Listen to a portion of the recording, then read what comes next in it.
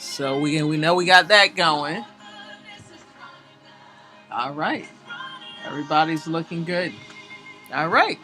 Lord, we're going to get this done. We're going to be just fine.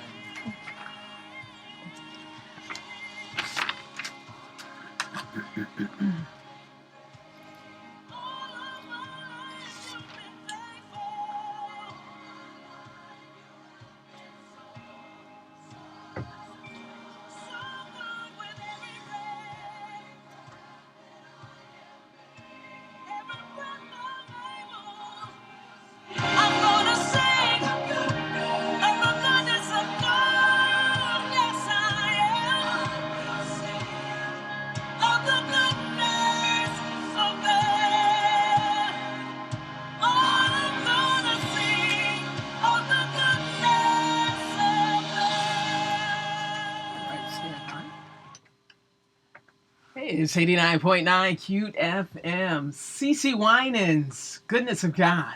Also, I told you I got two guests joining me in the air chair, and that particular song certainly just set the mode.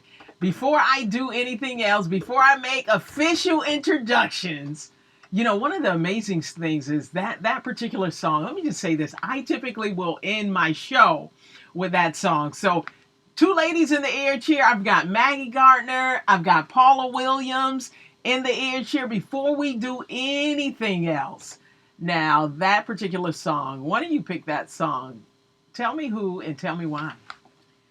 Yes, I picked that song because it resonates with the journey that I was on and still on because as a two-time breast cancer survivor, I indeed can say I can tell you, I can sing, well, maybe of the goodness of God because I had the cancer twice and the second time it was really, I had a rough time. And had it not been for the goodness of God, I would not be here, and Gardner's house would not be here. All right, there it is. And so you're hearing the voice of Maggie Gardner. And first and foremost, thank you. Number one, for all that you do in our community.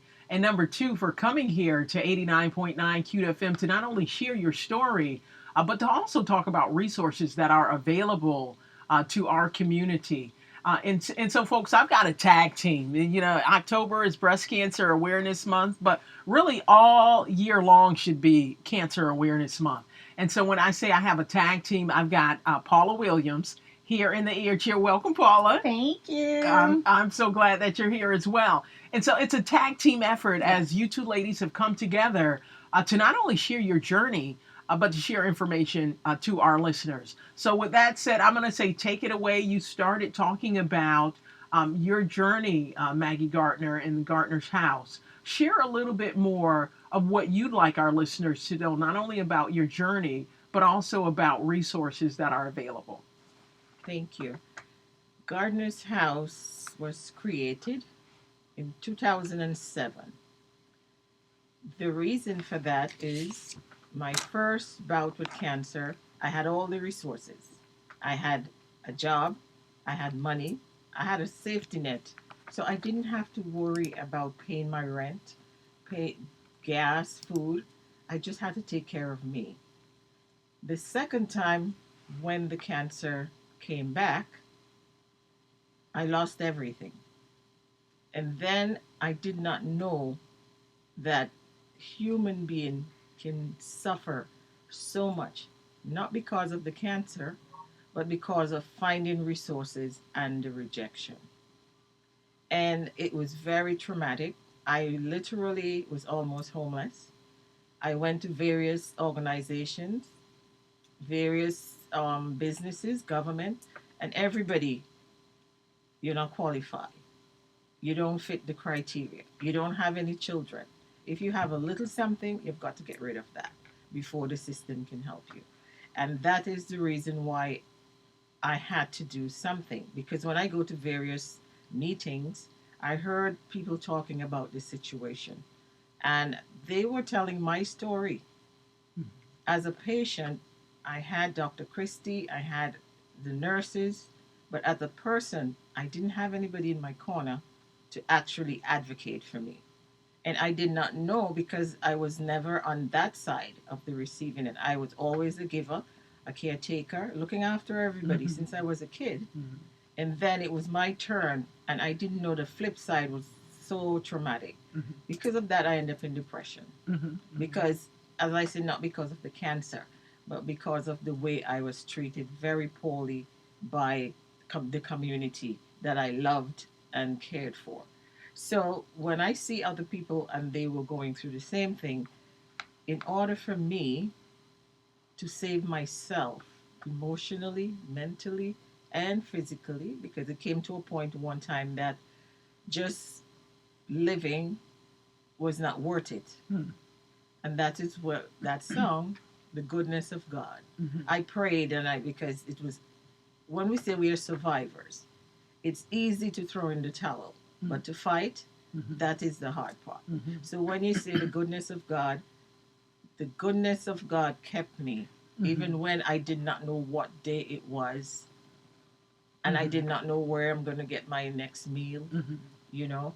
But God was so good to me. Mm-hmm. So because I was already in the caretaking mood, or in that, you know, that spot since I was a kid, always looking out for everybody. I grew up in the Caribbean, and we Mm-hmm. always take this for that one, make sure.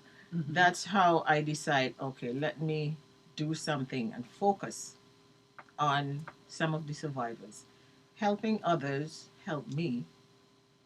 So I was able to do something because I went looking everywhere and there was no organization that addressed basic needs. Okay, and so I'm going to jump in right there, and thank you for that. And so, listeners, if you're just tuning in, it's 89.9 QFM, and you're hearing the voice of Maggie Gardner. I'm not sure if you're familiar with Gardner's House, but the Gardner's House is an organization right here in Hartford that provides resources for individuals that are in that fight with cancer, right? And so, as Maggie shares her story, not only were you fighting cancer for the second time around, you were fighting, trying to find resources to help yourself. So you're already in the mode for this fight, but now you need that support system, and that support system just is not there as it related to the kind of resources that you needed to try to keep yourself healthy and in your right mind, Yes. mind you, and in your right mind. And so, how did you go about eventually getting to the point of saying, okay, now I'm ready to start this organization to help others as I'm trying to help myself? And what did you do? I saw the pain and I had no idea how to go about applying for a 501c3. As I said, I went from various organizations and I knew I had to do something because the need that I was looking for was not available. Mm-hmm. So what I did, I inquired, I did my research. At that time, I was with the fellows, with our representative Green. We had a class and everything, common quote unquote people studying with professors and so. And I was in so much pain, but God helped me to get through it, Mm-hmm. and I was able to graduate and so. And then I inquire, I did research, and then I apply for the 501c3. A lot of people tell me, "Girl, you ain't gonna get this." But guess what? Mm-hmm. I Mm-hmm. had faith because I know there Yes. has to be something out there for people like myself that you can go and you can, and not only resources but hope. Mm-hmm. Mm-hmm. Hope is what kept me Mm-hmm. through all these months and years and to the one trauma to the next. But as I said, focusing on others, that's what helped me. So when it came back that we were approved, God put people at the right place at the right time to help me. And here we are, an organization that literally helping people, boots on the ground. Boots on the ground. And so, listen, folks, if you're just tuning in, you hear the voice of Maggie Gardner, and just talking about the story of her cancer battle, not only one time, but two times. And then the innovation, the resolve to go ahead and start an organization. It's a comprehensive organization that it takes a holistic approach, right? Of trying to help folks move through the battle of cancer and move through the recovery of cancer and provide resources for that. And you're located right here in the Greater Hartford area. Yes. You provide a number of resources. Talk a little bit about the resources that you provide. And I know you all just gave a really big ball this past week. I wish I would have got you on air before the ball so we could have got some of our listeners out there. But that doesn't take away any steam because this is a ball that takes place every Annually, year. yes. It's an annual event. That folks can certainly come out and support. But so as you talk about, and I know Paula, you're here and you're going to chime in momentarily. But as you talk about your journey, and so when we talk about cancer, 1 in 8 women will be afflicted with this disease, right? Yes. Over 3 million women have cancer, but they're thriving, they're surviving. So even when you hear that word cancer, it's not a death Yes. sentence. So let's just make that point first and foremost. And we also want to make the point is there is hope. And there is hope through organizations like the Gardner House. Talk a little bit about, number one, the services you provide. You've been doing this for quite a while. As I said, you just had a big celebration with the tea, and how folks can get in contact with you. Thank you. Gardner's House, in 2007, when I started Gardner's House, it was in my living room. Just like the Susan G. Komen, that's where this started. And right now we are located at 1229 Albany Avenue. The Methodist Church, North United Methodist Church, adopted Gardner's House. And that is how we were able to get some space in the Colin Bennett building. Our goal is to have our own building where we can do all the services, we can have our own ballroom and everything, and where people can come for respite. So, in the meantime, we are located at 1229 Albany Avenue, Suite 305. The phone number is 860 206 7754. That's 860 206 7754. Leave us a message and we will get back to you. We provide rent, assistance with rent. We provide assistance with mortgage. We provide assistance with light and gas, food, water, the utilities, Mm-hmm. and sometimes a car note. Mm-hmm. Mm-hmm. Because most of the time people come to us and all they need is like 1 month or 2 months rent. Mm-hmm. If I don't have the resources, I apply to Larrabee. So if we don't have the money to help, we just don't say, go, sorry, we can't help.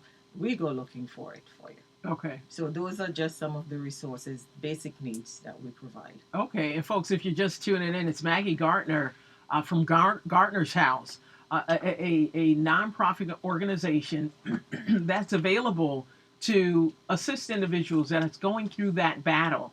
And she shared some of her story, some of her journey of basically when you've gone through cancer twice, right? And you were looking for resources. And so is that one of the reasons why you're identifying these?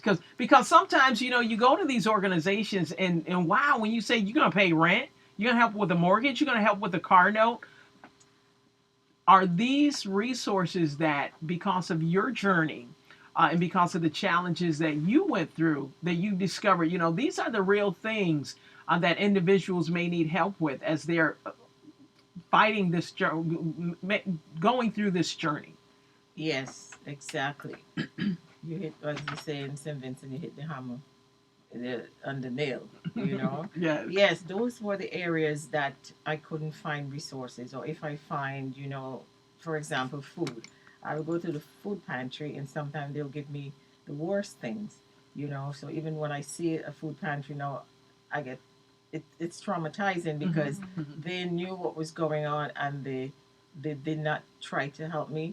They just and the way they give you the food, and so yes, those are, and that's why I identify them as basic needs: food, clothing, shelter. There are so many that we have helped to prevent them from being homeless, Mm-hmm. because as I said, if I have to talk to the landlord, I'll talk to the landlord to reduce the Mm-hmm. amount, Mm-hmm. and then I would go looking, and then we'll arrange payment. The light company, that's what I would do. The gas company. So those are the areas Mm-hmm. that human need to survive, Mm-hmm. basic needs. So Mm-hmm. all that you mentioned, those are where I had all the troubles, and that is why I create the organization for that, so people don't have to feel like what I felt, the rejection, even going to social services. They think you're coming to take advantage Mhm. of this, but they don't know your story. Mhm. They just look at you, and that is why I do not judge people by the way they look. Mhm. So those are the things they are that are dear to my heart. When people come to me, could you imagine? You're an independent person, right? You don't really ask for nothing, but this disease put you in a position to go to a total stranger. It's shame. Mhm. So what I do, I focus, I look in the eyes, I listen, I pay attention, I ask questions from what they said to me, Mhm. because nobody did that for me. Mhm. You see, Mhm. so it kind, even though I'm not feeling well, I put my feeling aside, and then I listen Mhm. and I empathize Mhm. and I make them feel, that they're special. By the time they leave and they're laughing, that's all I want. You Yes, know. yes. To God be the glory. And thank God we don't look like what we've been through. And so, folks, as you're just tuning in, it's Maggie Gardner from Gardner's House. So, if an individual comes to you and they're going through the journey of cancer, how do they go about just getting the resources, right? Because we're talking about Gardner's House, which is located in Hartford, providing resources for anyone going through this journey. How do they go about starting the process of getting help? They make a phone call, because believe this or not, 211 send people to us. The hospitals send people to us. So word of mouth, and sometimes the social workers would make a call and tell me that they have this person that needs some assistance, and then I would set up an appointment. So you call, you leave a message, or if you have my email address, which is gardnershouse@yahoo.com, you can send me an email, and then I would call you. Sometimes some of these people, I haven't seen them face to face. We talk on the phone, especially when we had the pandemic. I Mhm. just gather a little bit of information to verify and to validate what the information that they say they have and they're going through. I do not set the criteria so high that they don't have, like, bring your tax return, your more, Mhm. no, because they did that to me and I didn't have any to present, and it sank me further into depression, Mhm. Mhm. because I was treated less than. Mhm. Mhm. So whenever anybody just can call, or one of the survivors, they will call me and said, I have this person who's going through, or even after you've gone through, you might Yes. fall on hard times. If Yes. we can help, we'll do that for you. So you're treating the person and the patient. And the The patient. person and the patient.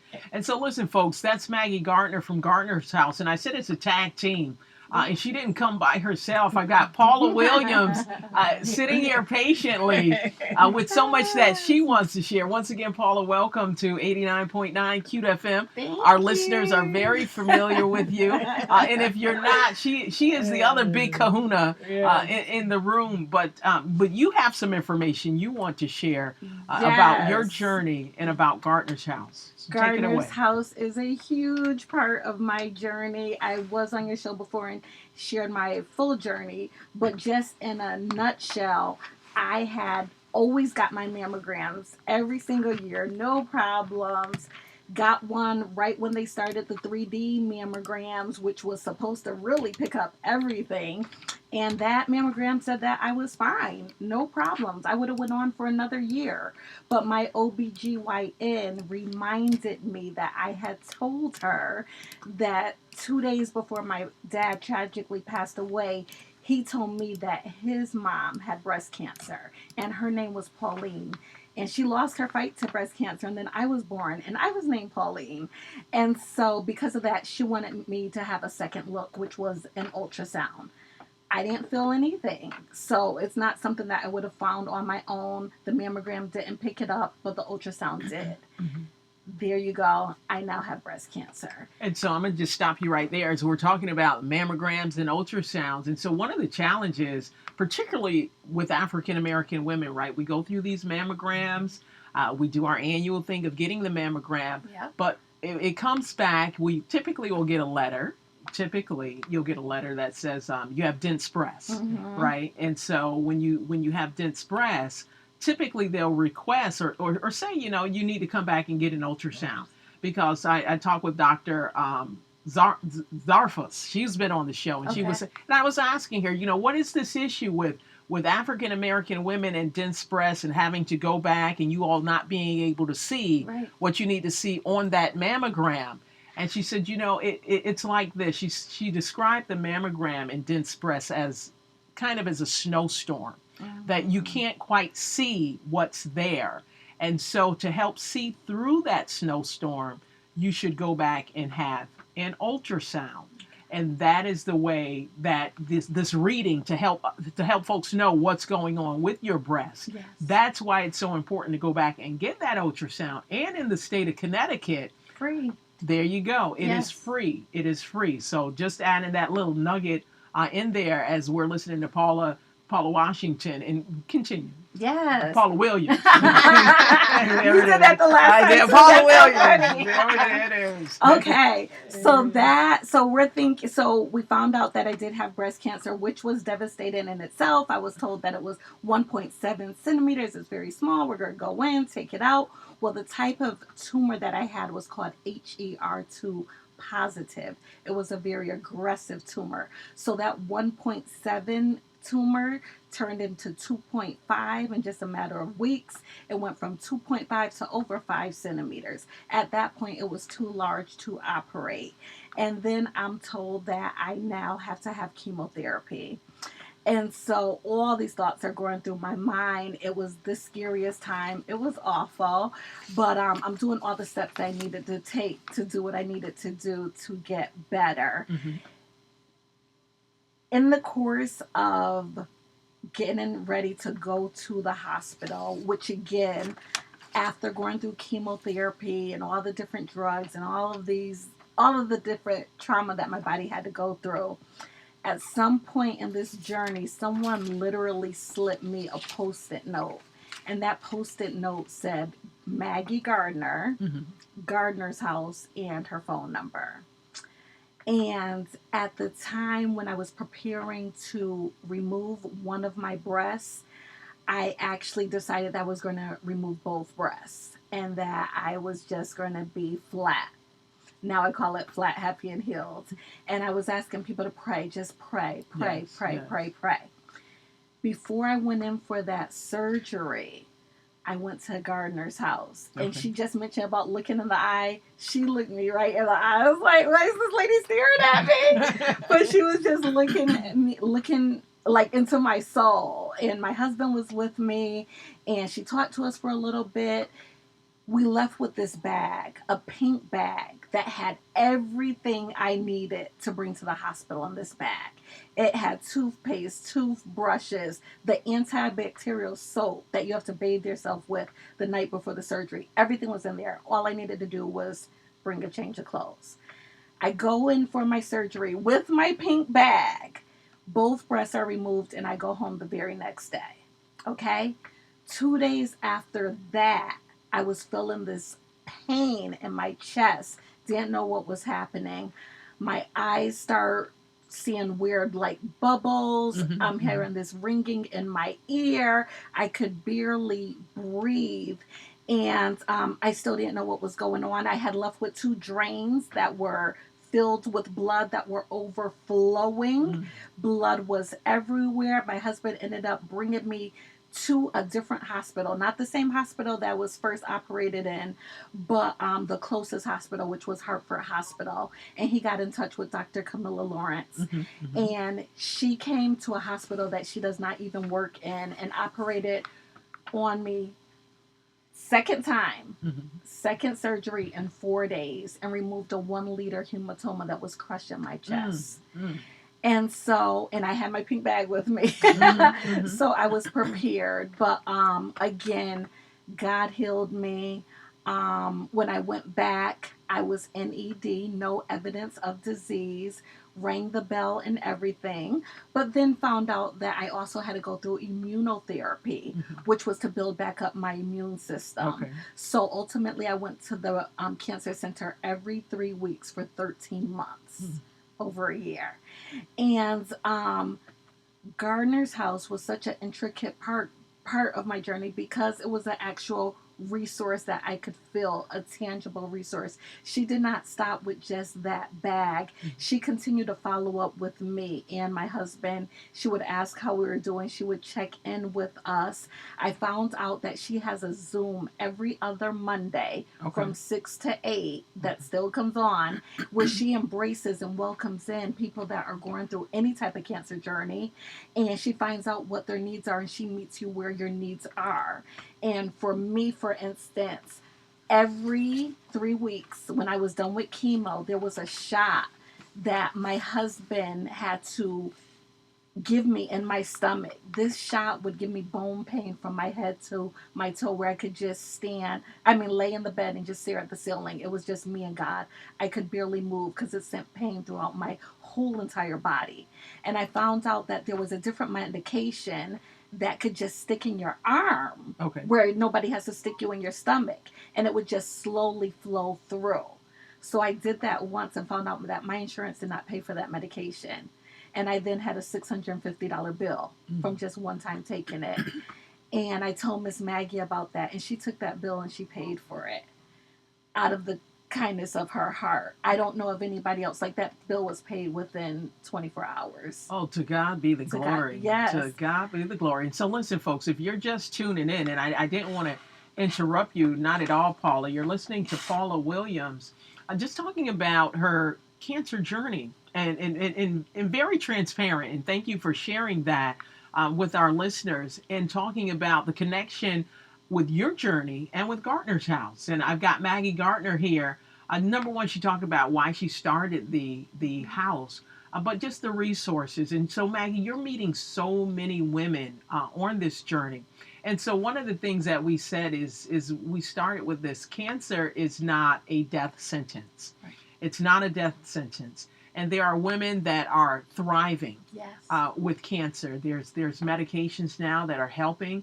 And the other part of it is early detection is key. Yes. As we listen to both your journeys, early detection is key. From the mammogram to the ultrasound. Mm-hmm. And if you think that you feel something, you can get, cancer has no age, first of all. Right. And men are being afflicted with it as well. But the true steps is that, as it reflects African American women, we're getting it less, but more of us are dying from it. Yeah. And then you mentioned Dr. Camellia Lawrence. She's been on the show. Dr. Zoffos has been on the show. And one of the things they're saying, there are a number of challenges that we face. Number one, societal challenges that we face as African American women. But there are some other things that can also help ourselves as well. As we look at just our lifestyle, right, and being active and physical and cutting back on the alcohol. I'm not preaching. I'm just saying some of the things that they've said here on our show. And so, as you share this journey, both of you, what would you like women to know? First of all, that we haven't talked about, and secondly, about the resources that are available. And thirdly, about just family, friends, and fellowship, and how all of that plays a major part in this. Well, I would just like to say you are so right. Everything that you said. On Friday, I attended a funeral for someone who was just 40 years old, who went through breast cancer the same time that I did. When I was bald, she was bald. When I was healed, she was healed. She rang the bell, and she thought she was good, and her cancer came back stage 4. She passed away, and her funeral was on Friday. I'm so sorry. And then also a dear friend of mine, Shannon Berry, right here from Hartford, loved Hartford, started a foundation called From the Heart Hartford, and she fought so hard. And she lost her battle a few years ago, and today is actually the 8th anniversary, on today, October 17th, that she passed away. Not knowing that I would be here just to say I love you, Shannon, on this day. And I know that her mother, Miss Deb, is listening, and her son, Lamont. But I just want to take a moment to just think about those people that have lost their fight, and then also embrace the God that we serve. Because I Mhm. always tell people the same God that healed me is the same God that can heal anyone. 2 Kings 20:5 said, I've heard your prayers, I've seen your tears, and I will heal you. And I'm a testament that God will heal you, you Mhm. know? And then with Gardner's house, I love that it isn't just for breast cancer, that it is for all cancers, because my husband, Rich Williams, is a 2-time kidney cancer survivor. Mm. He had kidney cancer at age 35, then it came back years later, and God has healed him. Although, from that first time he was operated on, he's been fighting with just one and a partial kidney. Okay. And so that's held up for the last 16 years. But recently, we found out that he has stage 5 kidney disease, and he spent most of this year on dialysis. So he's on dialysis from home, which entails being hooked up to a machine 9 hours a day, Mm. 7 days a week, no breaks. And he has to go through two 12-pound bags of fluid so that this cycler machine can do what a kidney will do. So he is in need of a kidney right now. You do not have to live in Connecticut to give a kidney. There's even a kidney swap program. If you did want to come to Connecticut, the Hartford Hospital transplant team would fly you here. They would pay for your flight, your food, your hotel, and you would get 6 weeks pay of what you regularly make. Mhm. So we are in need of a kidney, and we are praying that a miracle kidney will come his way. And so my goodness, and we're praying for Rich. Thank you. We're praying for all of the community, because many of us are going through so many challenges, and you see a person and you just don't know, Right. right? You just don't know, and so thank you for sharing that. How can people get in contact with you if it's for the kidney? To help in some kind of way. Yeah. So I want you to share that, and then I also want you to share for Gardner's house, as that we're first talking to Paula Williams. We're also talking to Maggie Gardner about Gardner's house and the resources that they provide. How can people also tap in with you, Maggie, to number one, volunteer or help, or just help make some type of change in our community? So first, Paula, I'm going to let you start with Okay. sharing whatever you'd like to share as it relates to help for your husband, Rich, and the search for a kidney. And then, Maggie, I'm going to have you share whatever you'd like to share as it relates to the Gardner's house and resources, volunteers, or whatever the need is for your particular nonprofit.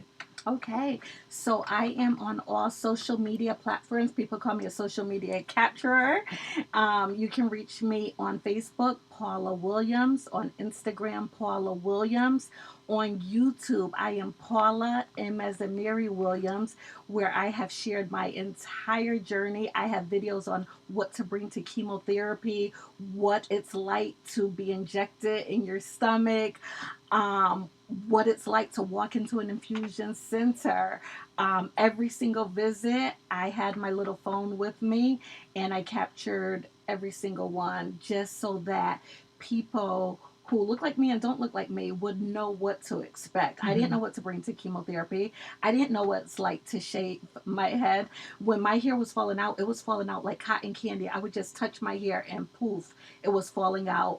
And when I went to have my husband shave my head, I said, look, we're going to do this publicly. The same people that are praying for me, this is our audience. And over 5,000 people watched me go bald.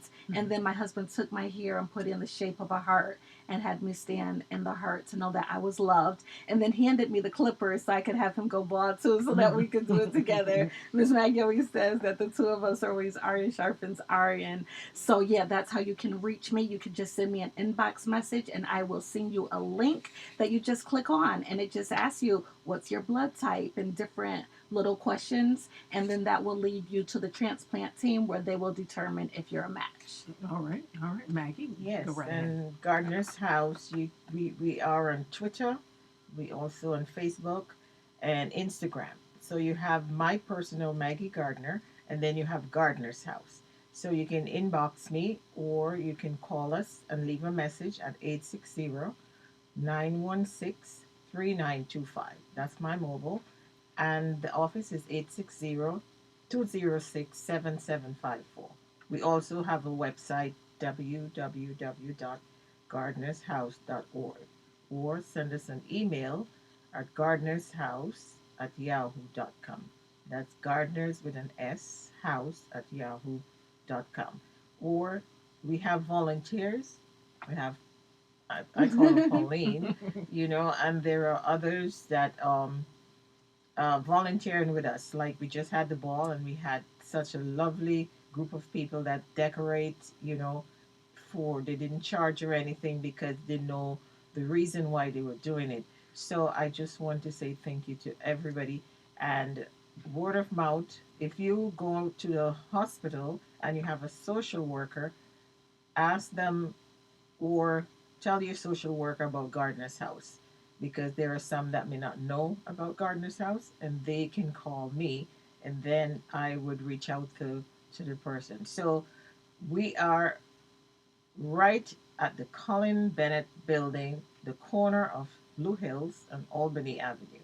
If I'm not there, because I take people by appointment, because I have to navigate different things, because we have also a project at the schools. We are doing aeroponics to encourage our young people to grow their own food and to eat healthy.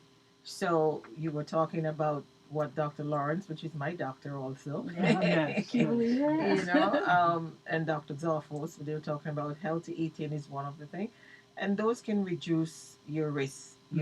Stress is another one. Oh, stress is another one. Oh, stress is a killer. Yeah, I am talking about the stress that lives with you, go home with you, never leave that way down. If you have that, you've got to figure out a way to release that stress. If you're in a situation where it's stressing you out, you have to get out of it, because stress is one of the things that triggered my second set of cancer. You see, so even if you're eating well, you're exercising, and you don't manage that stress, it's going to affect you, because it's going to destroy your immune system. It's going to produce more cortisol hormones, the bad hormones, and your immune system will have, to fight against your own body. So those are the things that we can do, and that's how you can reach me. And of course, you have our number. Yes. Yes. So yes. And thank you for that. And so as you just, boy, you hit, as you said, the nail on the head when you talk about African American women, and you talk about women of color, Latino women, Latina, and stress. And so, and just trying to find a way, folks, trying to find that balance. In the doctor's names that you called, one of them told me, he says, Joyce, particularly as we become postmenopausal, right? You got to move at least 4 hours a week. You got to move your body at least 4 hours a week. And even when we talk about that alcohol, to 3 to 6 drinks. That's it. You could, because your body just doesn't know what to do with it as we get older. And so those genes, they just really start to change up on us. So folks, if you're just tuning in, I'm going a little bit longer, but the information is so important. I've got Maggie from Gardner's House. I've got Paula Williams sharing her breast journey and cancer journey. And so really the reality is someone may have been diagnosed on today, or you may have a friend. I know one of my good friends was diagnosed earlier this year and has been going through chemotherapy. You talk about immunotherapy. And so this is just a way to try to get out some information to you, to not frighten you, because folks are overcoming cancer. They're learning to live with it. It's kind of now being considered like a chronic disease, and trying to figure out how to manage it with medication, trying to figure out how to manage it in so many different ways, but not to be discouraged, to know that there is a quality of life that you can maintain should you have to go through this journey. And now, ladies, I'm going to say, is there anything that I didn't ask you that you want to share with our listeners before we get ready to jump back into some music? Go right ahead. I just want to say, again, prayer works. And also want to thank publicly Maggie Gardner for all that she's done for us, because in addition to the medication and the beautiful pink bag, when my husband was diagnosed with the stage 5 kidney disease, there were some months where he was out of work. He was in the hospital, having different complications, and she helped us with our mortgage. And we didn't even ask her to. And so, from the bottom of my heart, thank you. We love you. You will always be our queen. And I also want to say that Gardner's House is a nonprofit. So if you work for a company that matches dollar for dollar, you can do a search by Gardner's House. And if it comes up, I just would say that I think it's good soil. No offense against the American Making Strides or Susan G. Komen, because I'm doing that walk next Sunday, and I did the other one 2 weeks ago. But this is good, solid ground to plant your resources because it is given back to the greater Hartford area. All right. Thank you, Maggie Gardner, and thank you, Paula Williams, for hanging out in the air chair. And I just also want to say this while I have our listeners here. We said early detection is key. We said, medication, treatment, and support, right? All of those things are important. And so as we are talking about, number one, postmenopausal women, one of the things that I recall in my conversation with the doctors is saying that women in their 70s and women in their 80s now are being one of the highest incident groups that are being afflicted with cancer, being afflicted with breast cancer. And there's been this push at age 72 to no longer have mammograms. Well, mammograms are very important. Early detection is key. And with that said, and women are continuing to thrive. So it's all about creating this quality of life. And Maggie Gardner, thank you for that. Paula Williams, thank you for all that you continue to do. And so we got to jump into some jams, ladies. Yes. And so I'm going to say this, depending on, Maggie, I know you had a jam in mind. Once again, thank you for hanging out. You got any shout outs? And then you got to give our listeners the music for their ride home. Yes, the sound, Mary J, just fine. And I just want to thank everyone who supports Gardner's House.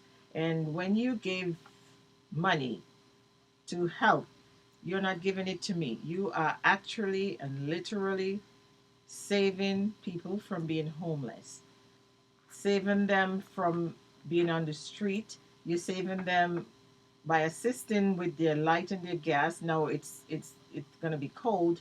They need heat, So when you gave to Gardner's House, you are giving you yourself a helping other. You may not see the people, you may not hear their story, you may not see the pain in their eyes. I am just the front person. But I just want to shout out to everybody who have done something, whether a word of encouragement to Gardner's House. I just want to say thank you. And I want everybody to be kind. Kindness is one of the things that keeps me going. Show a little kindness to somebody, even if you don't know them. Kindness, and we are going to be just fine. Oh, there it is. Thank you, ladies. Let's go. All right, let's take a quick picture. I know you got to go. Come on over, Maggie.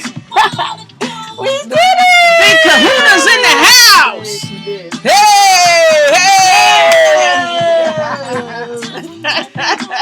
All right.